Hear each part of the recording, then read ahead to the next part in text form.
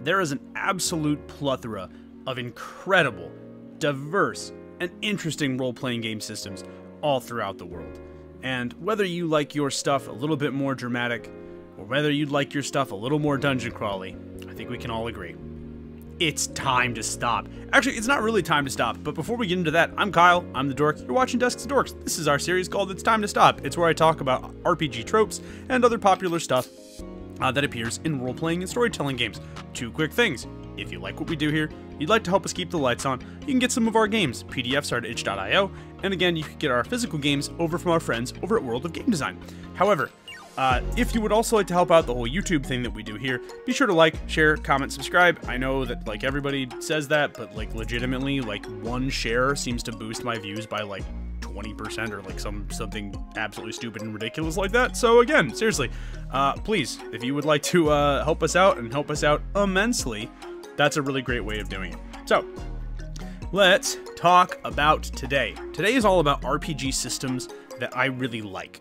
These are systems that have appeared in either text-based adventures, so things that are in books, a la role-playing games, or in digital role-playing games as well. So these could be anything from a particular way of character creation to world generation. You'll see what I mean in a second, but these are systems that I would really like to include, or I would like more designers to include in other games. And if I did not already have a full company docket of RPGs that are going to be developed in the next year and a half, I would probably include some of them. So again, if some of the stuff inspires you, go buck wild, please, because I would love to have some of these things see play. Alright, let's talk about one of my all-time favorite games ever. This is Majesty, the Fantasy Kingdom Simulator. If you have never played this one, you are the Majesty, which is just an unnamed monarch, somebody who is attempting to help out their kingdom, somebody who is trying to work their way through the ranks, but essentially they're a king who has inherited a wealth of problems. And this is where the game gets really interesting. One of the cool parts about Majesty is that all of these magnificent and wondrous heroes have to be bribed. Yeah, so unlike other traditional strategy role-playing games or RTSs, Majesty doesn't actually give you direct control over anybody that you're working with. It actually makes every single unit, from the town guards to the tax collectors that you are dependent on for your revenue, to the very heroes that you would like to send into dungeons, well, they all have free will. And by free will, I mean they literally just do whatever the heck they want all the time. So they need to be bribed or understood in order to basically just to make use of them. So what does this mean for us? This is actually one of the exploration flags, by the way. So the way that this particular works, with this thing particularly works, I can speak real words. I'm so good at real words. But the way this works is that if you want a hero to explore something, then you can send the hero a flag. This would make the hero want to go to the spot. You can also use these flags to attempt to allow the heroes to attack certain monsters. In addition to this, heroes have certain behaviors, so I'm going to go back a little bit, but if you look at this wondrous barbarian, they like exploring. This is a Solarahi. She is cut off because this is the best high-res art of the scene that I could find. They go around and either garrison guardhouses and help you protect your city, or will hunt undead if undead are on the map. So part of getting good at Majesty is being able to bribe individuals, and part of being good at Majesty is understanding what things a hero values and how a hero is going to operate. For example, you could build the Rogues Guild, and the Rogues are, as the wonderful job description entails, shifty opportunists. They are traditionally very weak. They die super quickly. They don't hit very hard. However, much like a shifty rogue, they are really easily bribed. So if that means that that $1,000 bounty isn't going to need to be done, you could probably get it done for $100 and like a stiff handshake. That's what the rogue would do. What I like about this system is that it makes the characters in this thing feel both very frustrating, but also very much alive, right? Real people are not things that you can just control on a map. If you've ever worked or led a team, you'd probably know that, right? And so what's interesting about this is it forces you to sort of take into account the people that you're going to think you need for the job and how best to influence them.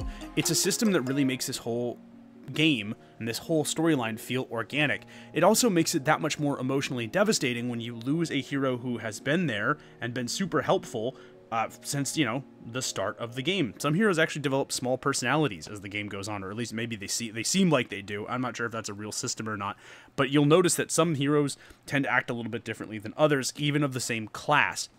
And what's interesting is about that is it makes it more devastating when you lose one that you love, or it makes it all the more intriguing when you build one up and you watch them rise to become a very powerful hero or a great warrior.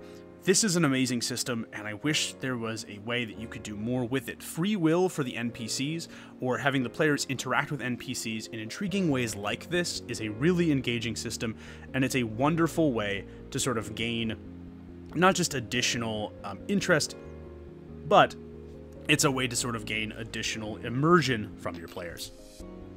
What about another one? I love a good meta currency. They're only really my favorite when they're done well, and I don't think any game has quite done meta currency quite as well as Fiasco does. If you've never played Fiasco, one of the things that Fiasco charges you with is creating a horrible story. And by horrible, I mean your characters are generally really flawed people, and things are going to go spectacularly wrong.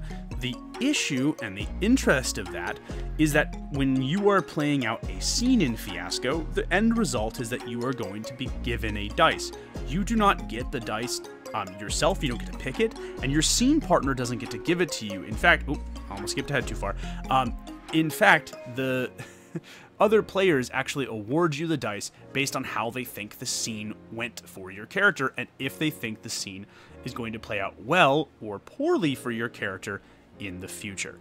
This is, again, a really compelling system because it gets people invested in your scenes, even if they're not immediately involved in those scenes.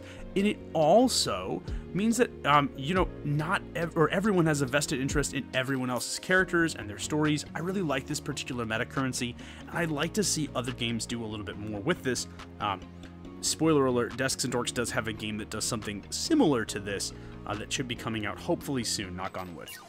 Alright, let's talk about another one of my absolute favorite ones. You all know that I love the Dragon Age Origins game, but Green Ronin's Dragon Age RPG is absolutely spectacular. Not just do I love the art, but the thing that I really love about it is its stunt system. So you'll notice, and I purposely skipped over to this side, this image, this part of our presentation, because what I want to talk about is this particular set of dice. You'll notice that there are 2 dice of one color in the top row and 1 dice of another color. When you are playing the Dragon Age role-playing game, what's going to happen is you roll all 3 dice. If the 2 dice of one color match, whatever the third dice is, so if those 2 white dice match, the third dice, whatever that number is, you get that many stunt points. Stunt points can be saved in an encounter, but they cannot be saved from one encounter to the next, which means that if you encounter an army of bandits at the beginning of the adventure, you can't save stunt points gained from that part of the adventure to a later encounter. Cool? Cool. What's also cool about these stunt points is that you can spend them to do ridiculous stuff. Gain bonus movements, gain bonus actions, cast spells that you have no business being able to cast if you're a magical user. Basically help out with other people, switch positions with other people. The amount of crazy random stuff that you can do with stunt points is amazing, and what's cool about it is twofold, right? One, I love the fact that you cannot save these from one encounter to the next, because from a game design standpoint, it encourages the players to actually use the stunt points as they get the stunt points, right? There's no saving it. It's like, okay, I want to use this now, and what it does is it encourages the players to try really dynamic and interesting and intriguing things. 2, the other cool part about this is as the games progress, right? As the games continue, what's going to wind up happening is as players level up, what they're going to be able to do is change the stunt points that they've got, which allows them to diversify their characters and allows those characters to become even more interesting and even more differentiated as time goes on.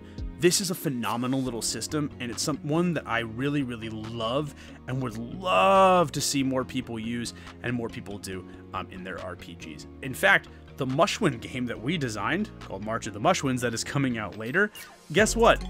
This uses a very similar thing to our stunt system, in that it uses what we called imagination points or memory points, forgetfulness points, in order for the Mushwinds to generate cool stuff throughout an adventure. So again, this is a system that I liked so much it crept its way into one of our games, and it's another one that I really enjoy. And that brings us to the end of this week's episode of It's Time to Stop. Again, if you like this, please give us a like, a share, a comment, a subscribe. It really does help us out immensely. And again, if you're so inclined and you'd like to help us keep the lights on, you can go get our games from World of Game Design or itch.io. But until next time, folks, I'm Kyle for Desks and Dorks. Thank you all so much for watching. I'll catch you in the next one. Peace.